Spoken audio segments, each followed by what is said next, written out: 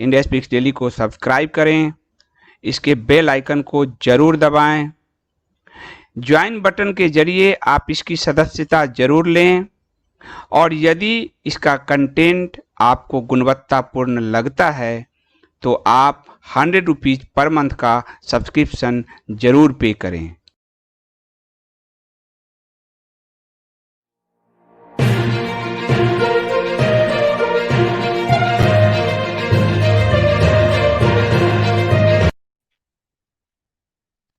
नमस्कार, India speaks daily में आप सबका स्वागत है। आज के न्यूज बुलेटिन में ज्यादातर पॉलिटिकल खबरें होंगी।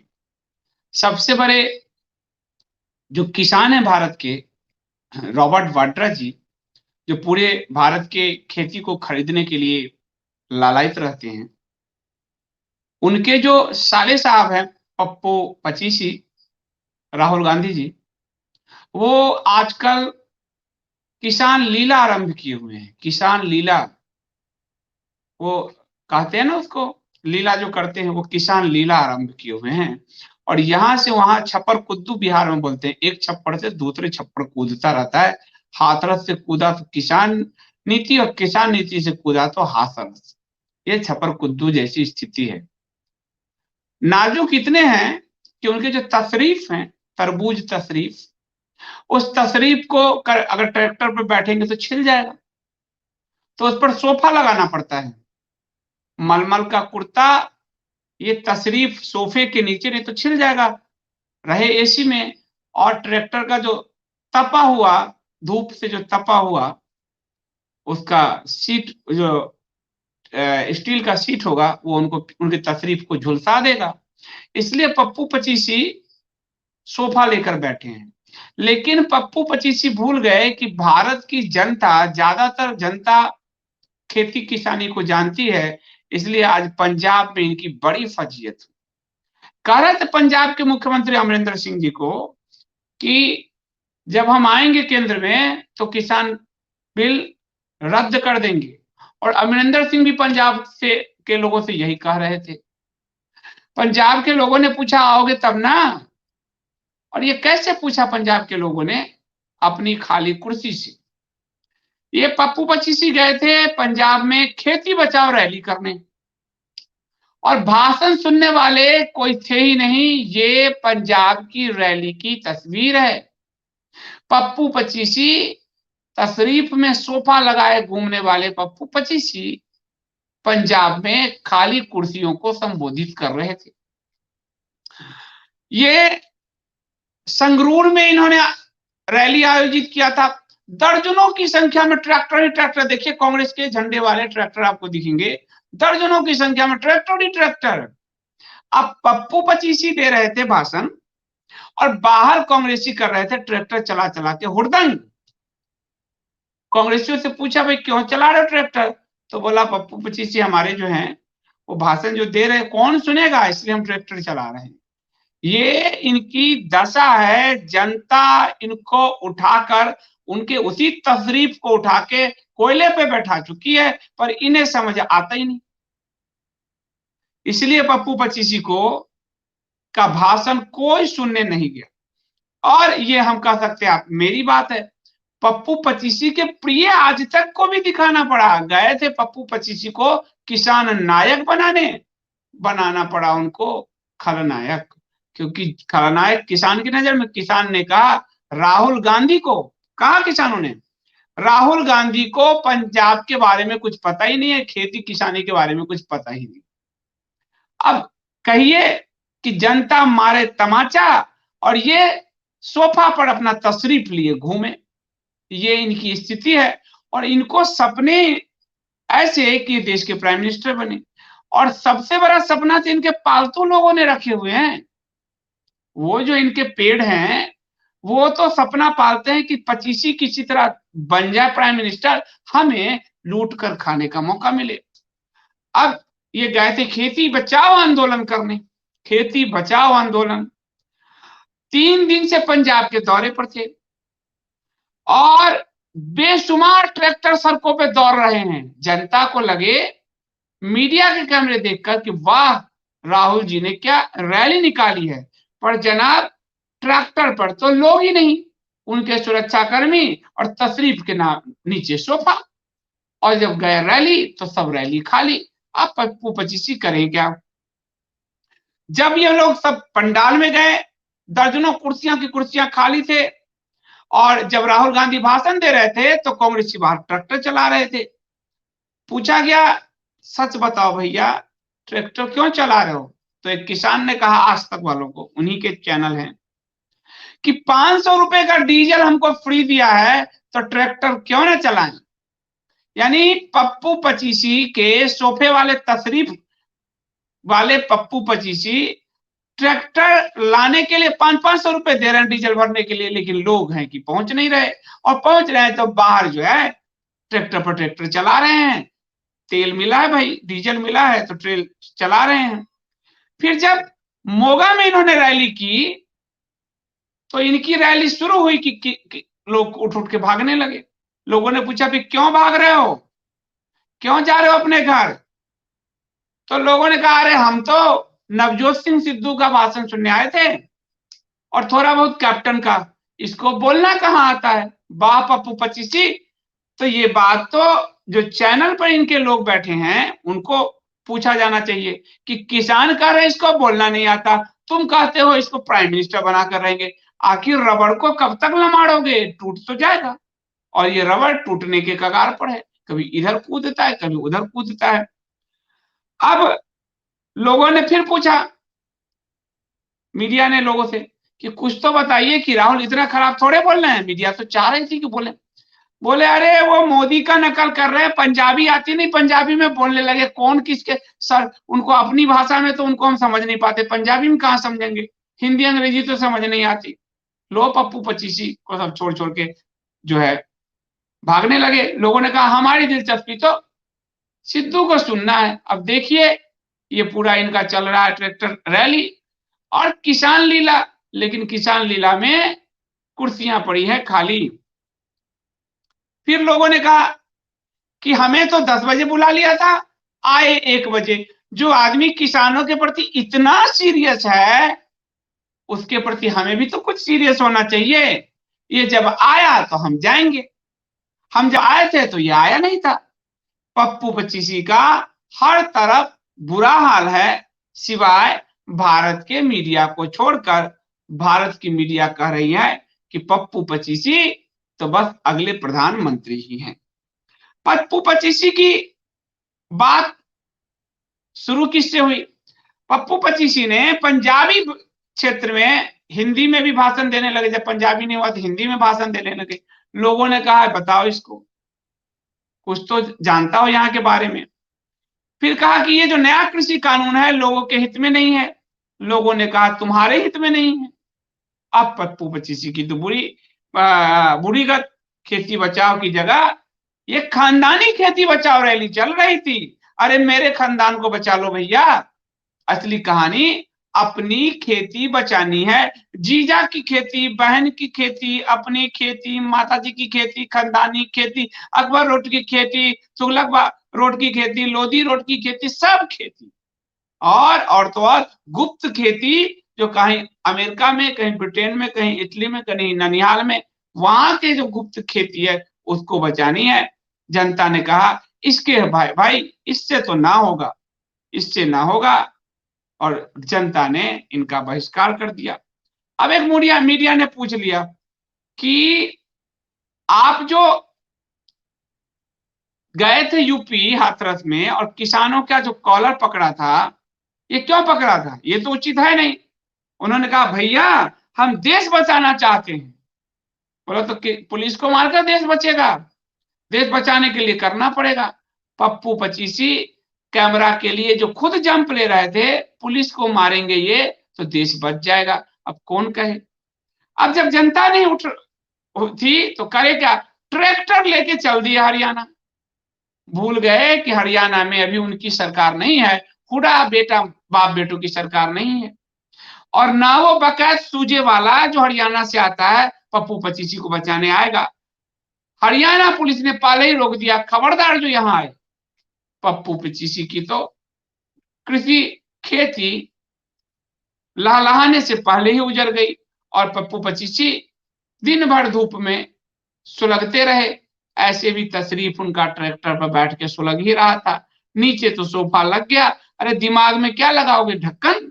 पप्पू पचीसी की ये दुर्दशा देखकर याद आ रहा है कि जो नया नया प्याज खाने वाले होते हैं, जो कहा जाता है एम, वही पप्पू पचीसी नए नए किसान बने हैं। कुछ जीजा से ट्रेनिंग ले लें, बहन से ट्रेनिंग ले लें, फिर खेती किसानी करें। अरे ना कुछ तो जमुरे की तरह कुछ मदारीगिरी ही कर लेंगे, जनता का मनोरंजन ही कर देंगे।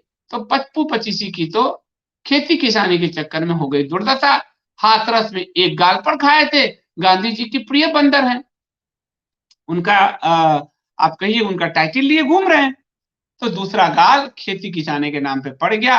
अब मोदी जी को गाली कैसे ना दें, मोदी जी ने तो इनकी लाला की खेती उजाड़ दी है। तो पप्पू पचीसी का आज यही गत होना था, यही गत हुआ। अब हम चलेंगे हरियाणा और पंजाब से निकलकर बिहार, जहां पर चुनाव की डुगडुगी बज रही है। और आज जेडीयू में और बीजेपी में तय हो गया, सीटों का बंटवारा हो गया। और जेडीयू को चूंकि बड़ा भाई बनना है नीतीश जी को, तो उनको एक सीट ज्यादा चाहिए था। आपको कल मैंने बताया था 122 121 का फॉर्मूला रहेगा। तो जेडीयू ने कहा नहीं नहीं, बड़ा भाई तो मैं ही हूं, 122 सीट पर मैं लड़ूंगा। भाजपा ने मुस्कुराई, कही ठीक है 121 सीट ही मुझे दो। इसके बावजूद जेडीयू छोटी पार्टी हो गई, क्योंकि जेडीयू को जो उनके जीतन राम मांझी हैं, जो नीतीश कुमार ने भस्मासुर पैदा किए थे, उनकी हम पार्टी को भी 7 सीट देनी पड़ेगी। तो इस नाते हो गई भाजपा इनसे बड़ी पार्टी। और भाजपा भी मुकेश सहनी की पार्टी को कुछ सीट देगी, 1-2। भाजपा का एक खेल तो साफ समझ में आ रहा है। चिराग पासवान स्वतंत्र रूप से 143 सीटों पर लड़ रहे हैं, इसलिए भाजपा के हिस्से से जो लोजपा को 42 सीट जाना था, जो मांग रही थी, भाजपा की हो गई बल्ले बल्ले, नीतीश की लग गई लंका। और इसीलिए लोजपा जो है स्वतंत्र लड़ रही है। अब नीतीश नाराज है, ये जान रहे हैं कि भाजपा का प्लान बी है। तो भाजपा ने घोषणा कर दी कि भैया चिराग पासवान, आप अपने चुनाव अभियान में प्रधानमंत्री मोदी जी की फोटो मत लगाइएगा, क्योंकि आप एनडीए से निकल गए हैं। अब एनडीए से कैसे निकले हैं, बिहार चुनाव में तो निकल गए, पर केंद्र में तो बाबूजी मंत्री ही हैं। अब जनता ये तो सब समझ ही रही है ना, तो बाबूजी मंत्री बने रहेंगे। अब चिराग पासवान ने एक गुगली मारी कि नीतीश जी किसी की नहीं सुनते, इसलिए मजबूरी में इनको ढो रहे थे, अब इनके साथ नहीं जा सकते। नीतीश जी निकले पुराने खिलाड़ी, उन्होंने कहा अच्छा हम नहीं सुनते तो तुम्हारे बाबूजी जो राज्यसभा में गए हैं, वो क्या बिना जेडीयू के वोट के गए हैं? अब चिराग पासवान करे क्या? लेकिन बात तो यह है कि नीतीश जी की लंका लग गई है, क्योंकि नीतीश जी को यह पता चल गया है कि अगर उनकी सीटें कम हुई तो बड़े भैया की भूमिका में तो भाजपा ही रहेगी, क्योंकि ऑलरेडी वो कम सीट पे लड़ेंगे जब हमको 7 सीट देंगे। कहने को 122 है, पर हमको वो देंगे 7 सीट। और इधर तो रामविलास पासवान लड़ ही रहे हैं। अब जहां पर रामविलास पासवान की पार्टी, चिराग पासवान की पार्टी जदयू के कैंडिडेट है, वहां तो वो अपना उतार रहे हैं मजबूत कैंडिडेट, और भाजपा के साथ फ्रेंडली मैच खेल रहे हैं। इस वजह से नीतीश कुमार बड़े आग बबूला हैं, और वो कह रहे हैं ये सब भाजपा करा रही है, पर दबे छिपे अपने पत्रकारों के जरिए कह रहे हैं। पत्रकार ऐसे एनडीटीवी वाले कह रहे हैं अमित शाह जी कर रहे हैं। अरे भाई, अमित शाह भाजपा के अध्यक्ष नहीं है, जेपी नड्डा है। अब दिक्कत यह है कि नीतीश जी के अलावा जेडीयू में कोई नेता नहीं है, तो एक नई थ्योरी दिल्ली की मीडिया ने गढ़ दिया। अब उस थ्योरी में कितना दम है ये तो भगवान जाने। कहा कि यदि नीतीश जी की सीट कम हुई, बहुत कम हुई, तो भारतीय जनता पार्टी जदयू को अपने में विलय कर लेगी। नीतीश कुमार तो लाल बबूला, आग बबूला। अब वो कह रहे हैं कि नीतीश कुमार के बाद तो जदयू कुछ है नहीं, तो उसका विलय हो जाएगा भाजपा में, और लोजपा तो साथ है ही। इधर लोजपा जब विपक्ष की भूमिका में दिख रही है, तो लालू, ये जो महागठबंधन है लालू कांग्रेस और लेफ्ट का, वहां भी सुगबुगाहट थोड़ी तेज है। उनको लग रहा है कि नीतीश के जो एंटी इनकम्बेंसी का वोट हमें मिलना चाहिए, ये तो रामविलास का छोड़ा ले जाएगा। अब रामविलास का छोड़ा ले गया तो घूम फिर के तो फिर एनडीए में ही आ गया। तो दिक्कत लालू, कांग्रेस और वो जो लेफ्ट है उसके साथ आने वाली है, क्योंकि विपक्ष का जो एंटी इनकम्बेंसी वोट है वो चिराग पासवान के आक्रामक तेवर के कारण जो है उनकी पार्टी को जा सकता है। अब नीतीश कुमार जो है, नीतीश कुमार कोशिश कर रहे हैं कि जो उनके विरोधी कह रहे हैं कोरोना का वो ठीक से हैंडल नहीं कर पाए, वो नीतीश कुमार सामने रख रहे हैं डाटा कि केरला से तो कहीं अच्छा ही हमने किया है। और बहुत सारे जो अप्रवासी मजदूर वहां गए थे, जिसके कुप्रबंधन का आरोप उन पर लग रहा है, उन पर भी वो डोरे डाल रहे हैं। और रामविलास पासवान के जो बेटे हैं, बिहार फर्स्ट, बिहारी फर्स्ट के नारे के साथ ये अप्रवासी मजदूरों के मुद्दे और कोरोना में अप्रबंधन का मुद्दा, कुप्रबंधन का मुद्दा, इसी को मेन चुनावी मुद्दा बनाए हुए हैं। अब उधर लालू के छोड़े की हालत खराब है। लालू के छोड़े को कोई मुद्दा समझ में नहीं आ रहा, तो हाथरस की बेटी पर चढ़े हुए चूल्हे पर हाथ सेकने के लिए वो भी पहुंच गया। कल मीडिया के बीच में उसका जो वीडियो है वो वायरल हुआ है। वो कह रहा है अपने प्रेस कॉन्फ्रेंस में 2 मिनट का मौन रख लेंगे, दलित बेटी थी हाथरस का, थोड़े दलित वोट मिल जाएंगे, दलित संपैथी हो जाएंगे। गिद्ध अपना चेहरा खुद ही सामने ला रहे हैं। अरे दिल्ली का गिद्ध पप्पू पिंकी कम था जो बिहार के भी गिद्ध इसको मांस नोचने पहुंच गए हो, और दिल्ली का एक गिद्ध तो पहुंचा ही था, दिल्ली की गिद्ध पार्टी का। तो सारे गिद्ध मिलकर हाथरस की तरफ मूव कर रहे हैं। अब इसमें लालू का नया जो है बेटा भी जुड़ गया है। अब ये वीडियो है, हमारे लिए 1 मिनट का मौन रखवा दीजिए, दलितों में अच्छा संदेश जाएगा, बेटी एक मर गई, इन्हें वोट चाहिए, मुद्दा है नहीं, मुद्दा तो रामविलास के छोड़े ने लपक लिया, लालू के छोड़े के पास कुछ मुद्दा बचा नहीं। अब 10 नवंबर को जब चुनाव का परिणाम आएगा तो देखेंगे कि नीतीश कुमार जी की लंका लगती है या नीतीश कुमार जी लंका में विजेता बनते हैं। लेकिन जो भी होगा, इस बार का जो बिहार का चुनाव है वो पिछले 2 बार के चुनाव से थोड़ा दिलचस्प तो है, क्योंकि लड़ने वाला और विपक्ष दोनों एक ही पार्टी से दिख रहा है। अब भले बीजेपी कह दे कि मोदी जी का फोटो मत लगाइएगा रामविलास पासवान के बेटे को, चिराग पासवान को, पर मंत्री तो है ही ना उनके बाबूजी।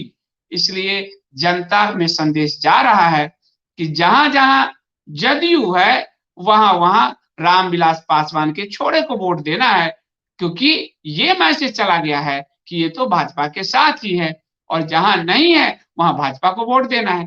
तो परिणाम बड़ा दिलचस्प होने वाला है। ऐसे ही नहीं कहा जाता, बिहार राजनीति की प्रयोगशाला है, और ये इस प्रयोगशाला में कौन कहां सफल होगा, कौन कैसे निकलेगा, ये तो 10 नवंबर को पता चलेगा। आज नोबेल पुरस्कार की घोषणा हुई है। अब मैं तो नोबेल पुरस्कार को उतना महत्वपूर्ण नहीं मानता, क्योंकि जो आदमी डायनामाइट बनाता हो उसके नाम पर शांति का पुरस्कार, ये कितना मजाक है। लेकिन फिर भी चूंकि ये न्यूज बुलेटिन है, तो आपको न्यूज से के प्रति अपडेट रखना ये मेरा कर्तव्य है। तो ब्लैक होल का जो रहस्य जिन वैज्ञानिकों ने पर्दा उठाया था भौतिकी में, उनको नोबेल मिला है।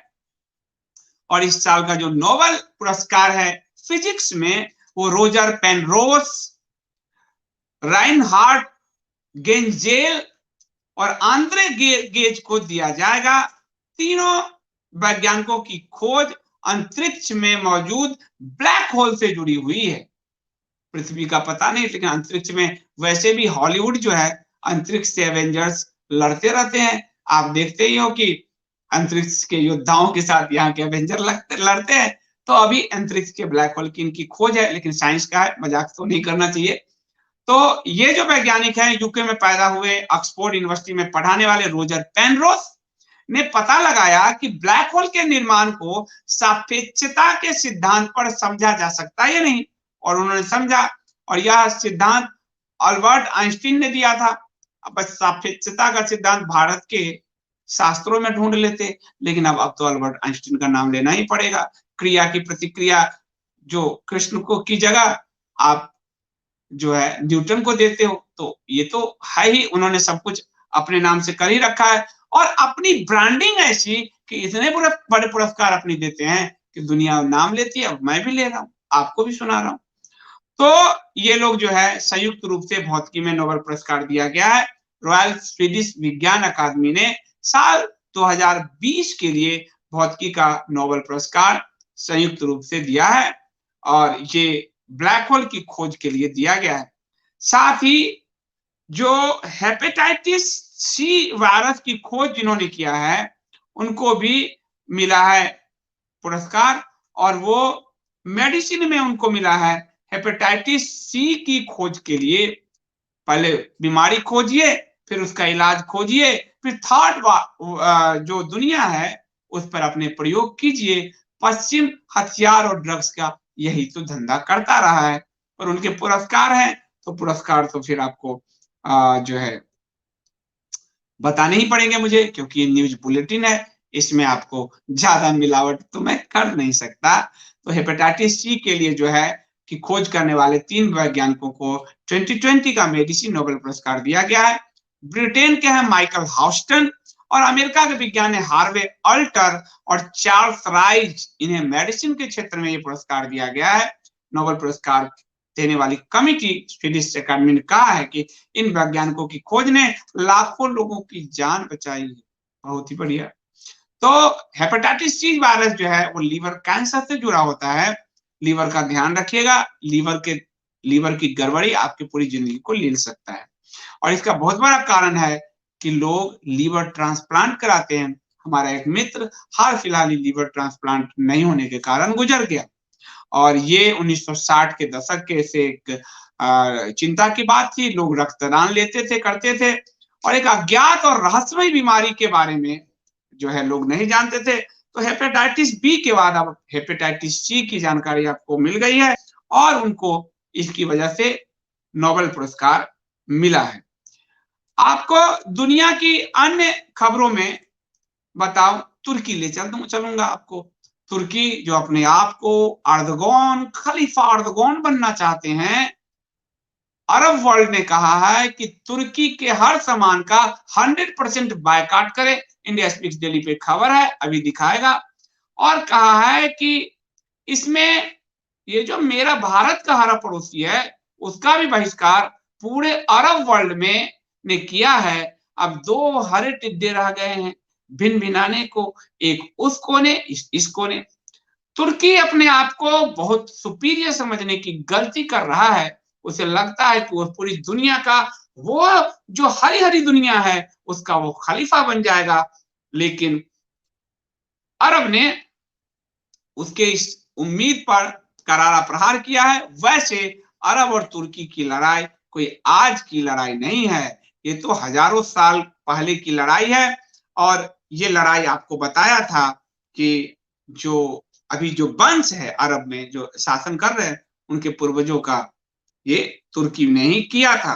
तो तुर्की का बहिष्कार पूरी तरह से करने के लिए अरब वर्ल्ड ने कर दिया है। एक एक सामान का भी बहिष्कार होगा और ऊपर से तुर्की के पूरे जो उसकी पूरी पॉलिसी, उसकी हर चीज का बहिष्कार किया जाएगा।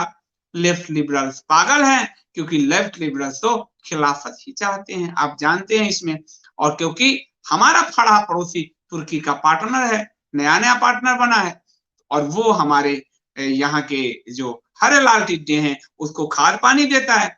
इसलिए यहाँ के हरे लाल टिड्डे पगलाए हुए हैं, क्योंकि तुर्की और हमारा हरा पड़ोसी दोनों मिलकर भारत में 370 की समाप्ति के बाद कश्मीर में हस्तक्षेप की लगातार कोशिश कर रहे थे और वो कोशिश वो संयुक्त राष्ट्र संघ के मंच से भी कर चुके हैं।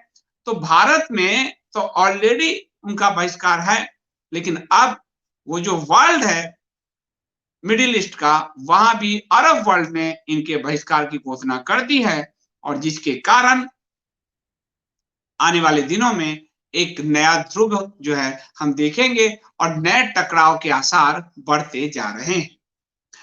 विदेश से ही अगली खबर आपको बताऊं कि ये आर्मीनिया और अजरबैजान की जो लड़ाई हो रही है उसमें आर्मीनिया पिट रहा है, इसलिए उसने अपने युद्ध में पूर्व सैनिकों को शामिल होने को कहा है, अपील की है। इधर अजरबैजान अपनी क्रूरता को पार करता जा रहा है और आर्मीनिया पर लगातार हमला कर रहा है। पिछले 25 सालों में ये सबसे घातक लड़ाई मानी जा रही है दक्षिणी कॉकेस इलाके में, और इसीलिए जो ये लड़ाई है ये आगे वर्ल्ड वार का रूप ले सकती है, वर्ल्ड वार 3 का रूप ले सकती है। नागोर्नो कराबाख के रिहायशी इलाकों में अजरबैजानी सेना क्लस्टर बम गिरा के आम लोगों को मार रही है।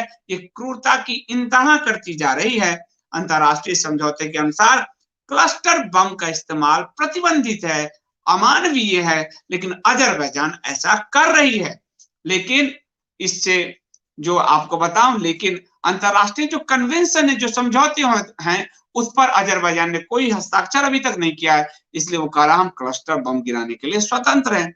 अब इसमें जो टेलीग्राफ अखबार है उसने एक रिपोर्ट दिया है और कहा है कि नागोर्नो कराबाख की राजधानी स्टेपनाकियर्ट में भीषण बमबारी के दौरान क्लस्टर बमों का इस्तेमाल किया गया है, और वो खास तरह के बम होते हैं, एक साथ सैकड़ों छोटे छोटे बम उसमें बनते हैं और फटने पर बड़े इलाके में फैल जाते हैं पेट्रोल की तरह, और असंख्य लोगों को घायल करते हैं, मारते हैं। ये वहां हो रहा है। ये जो टकराव है ये 27 सितंबर को शुरू हुआ था। रॉयटर्स कहता है कि अजरबैजान का कहना है कि नागोर्नो कराबाख के बाहर के उसके शहरों पर हमले के बाद लड़ाई पाइपलाइंस के नजदीक पहुंच गई है, जहां से यूरोप को गैस और तेल की आपूर्ति होती है, और यह स्थिति रही तो पूरे यूरोप को गैस और तेल की आपूर्ति में दिक्कत होगी। उधर अजरबैजान के जो आपको बताऊं कि अजरबैजान के पक्ष में वही तुर्की खड़ा है, और उन्होंने कहा कि इस लड़ाई को रोकने के लिए आर्मेनिया को अपने सेना जो है हटाने पड़ेंगे, लेकिन आर्मेनिया ने अपने लोगों से सेना में शामिल होने की अपील किया है। उसका कहना है कि हम किसी की जमीन पर नजर नहीं डाले हैं। आर्मेनिया के प्रधानमंत्री निकोल पाशिन्यान ने भी पीछे हटने का कोई संकेत नहीं दिया है, और रॉयटर्स लिखता है कि उन्होंने अपने पूर्व सैन्य कर्मियों से कहा है कि आप लड़ाई में शामिल होइए, ये संकट का वक्त है, और इसलिए उन्होंने बाकायदा फेसबुक पर एक पोस्ट भी लिखा है। अब आगे देखते हैं कि नाटो क्या करता है। नाटो के प्रमुख जेफ स्टेनबर्ग ने कहा है कि दोनों पक्ष शीघ्र लड़ाई खत्म समाप्त करें, नहीं तो बहुत बड़ी समस्या पैदा हो जाएगी।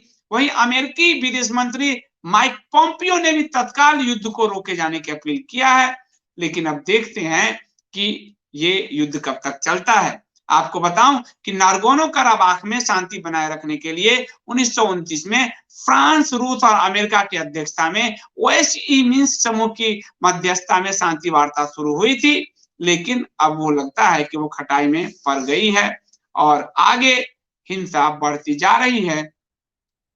तीनों देशों के विदेश मंत्रियों ने एक संयुक्त बयान में कहा, 3 देश यानी रूस, अमेरिका, फ्रांस कि रिहायशी इलाकों को निशाना बनाकर टकराव बढ़ाने से इलाके की स्थिरता को खतरा पैदा हो गया है और इसको तत्काल समाप्त किया जाना चाहिए। इसकी जो राजनीति है उसके पीछे की बड़ी गहरी है। खेल तो अमेरिका, यूरोप, रशिया ही रहे हैं, उधर तुर्की रहा है, और इसमें देखा जाना चाहिए कि आगे क्या स्थिति बनती है। वैसे कनाडा ने नाटो के सदस्य तुर्की को हथियार देने से मना कर दिया है। तुर्की नाटो का सदस्य है। कनाडा का कहना है कि आर्मेनिया अजरबैजान की लड़ाई में इन सैन्य उपकरणों के इस्तेमाल की जांच होने तक कोई इस तरह के समझौतों को निलंबित किया जा रहा है, और रूस के राष्ट्रपति व्लादिमीर पुतिन ने कहा है आर्मेनिया के ने भी आर्मेनिया के प्रधानमंत्री निकोल पाशिन्यान से लड़ाई में हुए गंभीर नुकसानों को लेकर चर्चा की है, जल्द युद्ध विराम की घोषणा करने की अपील की है, लेकिन अभी उम्मीद कम ही है और देखते हैं कि आगे स्थिति क्या होती है। इसको तृतीय विश्व युद्ध की आहट कहा जा रहा है। देखते हैं कि आगे ये जो है यूरोप का पूरा फैलाया हुआ सनिश्चर जो है उसको ही निगलता है या चीजें शांत होती है। अभी के लिए इतना ही। आज के न्यूज बुलेटिन में इतना ही। बहुत बहुत धन्यवाद।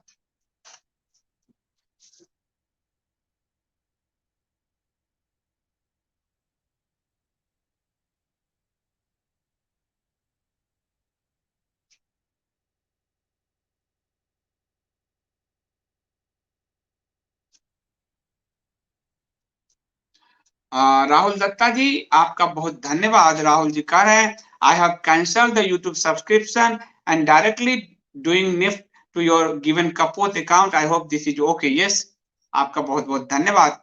इससे जो 40% यूट्यूब के पास जाता था वो सीधे कपोट मीडिया को मिलेगा, जिससे इसके विस्तार में, संसाधनों के विस्तार में मदद मिलेगी। अभी हम बड़े सर्वर पे काम कर रहे हैं ताकि आगे हम ट्विच के अलावा भी अपने प्लेटफॉर्म से आप लोगों को लाइव दे सकें।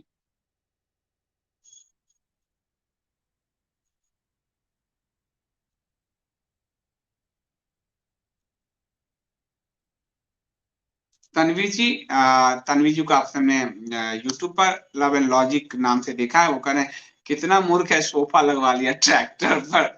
ये असल में पचीसी है, ये पचीसी, पप्पू पचीसी।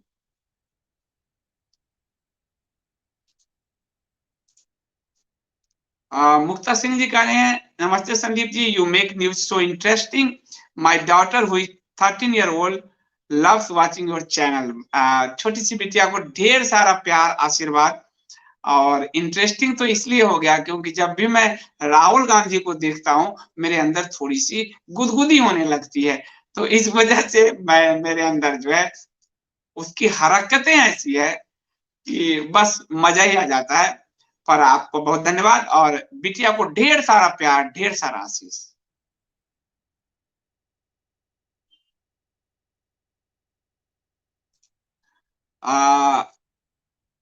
कंदका जी कह रहे हैं, चलो माना कि पप्पू तो पप्पू है, पर इसके साथी तो उससे भी बड़े पप्पू हैं, ट्रैक्टर पर सोफा लगवा लिया।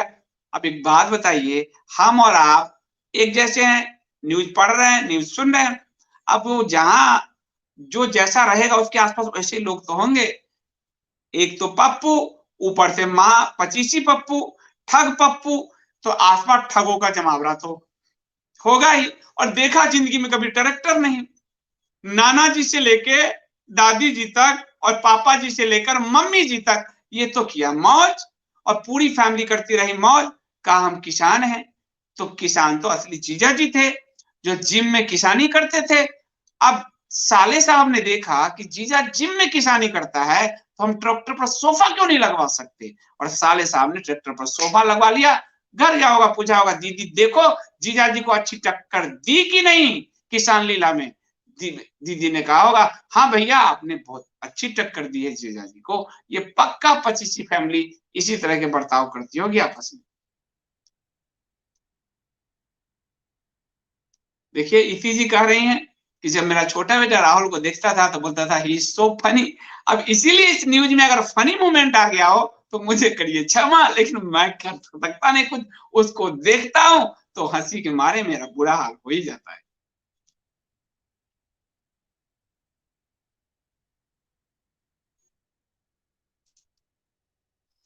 सफेद टिड्डे और हरे टिड्डे जब से दुनिया में है तब से तो वो शब्द बोलूंगा तो ये, इसका आपको पता है, ये ट्विच का जो है, ट्विच का भी कम्युनिटी रोल यूट्यूब का भी बाप है। इसलिए मैंने अपने जो हमारे हेड हैं टेक्निकल राकेश ओझा जी, वो काम कर रहे हैं और हम अपना सर्वर पे लाइव की व्यवस्था करने जा रहे हैं। वो थोड़ा कॉस्टली होगा, और थोड़ा नहीं, मेरे लिए तो बहुत कॉस्टली होगा, लेकिन हम उसी पे करने की कोशिश कर रहे हैं ताकि कल की ये हमारी कम्युनिटी, हमारे नियम, हम ये चलाएं। और किजन मोक्ष कह रहे हैं, Sandeep ji if in case the world war happen what would be the sentence of India in this। India तक ये आंच आएगी नहीं, और आएगी तो इंडिया ने, कल ही कहा वायुसेना प्रमुख ने, भदौरिया जी ने, दोनों मोर्चों पे लाल और हरों के छिड़काव कर देंगे, वो कह रहे थे। सुशील सिंह जी बहुत धन्यवाद, आप पधारे, करें बहुत ही शानदार समाचार विश्लेषण। तो आप उम्मीद कीजिए कि रोज मुझे पप्पू दिखे ताकि आपको मैं आनंदमय समाचार दे सकूं। मुझे रोज दिख जाए पप्पू बस। और ये रहा प्रवीण जी कह रहे हैं, संजीव जी बिहार में बीजेपी का कोई अच्छा सीएम कैंडिडेट नहीं है क्या? नहीं है जी, नहीं है, झूठ क्या कहूं, नहीं है। भूपेंद्र यादव और सुशील मोदी ने बिहार बीजेपी का बेड़ा गर्क कर दिया, ये दो लोग। और उसके जो आजू बाजू के दूसरे पप्पू हैं, मंगल पांडे, ये वो जितने हैं, पर बिहार बीजेपी के कार्यकर्ताओं से जाकर पूछिए तो आपको बताएगा सुशील मोदी और भूपेंद्र यादव। ये ड्राइंग रूम पॉलिटिक्स सिर्फ कांग्रेस में नहीं होती, यहाँ भी ड्राइंग रूम पॉलिटिक्स वाले हैं और महान कांग्रेसी टाइप हैं, क्योंकि ये सब लुटियंस हैं। ये लुटियंस हैं, कभी इनको खड़ा कर दीजिए, धूप में ही पसीने पसीने हो जाते हैं। तो अभी के लिए मैं इसको समाप्त करता हूं और आप लोगों से अनुमति लेता हूं। बहुत बहुत धन्यवाद।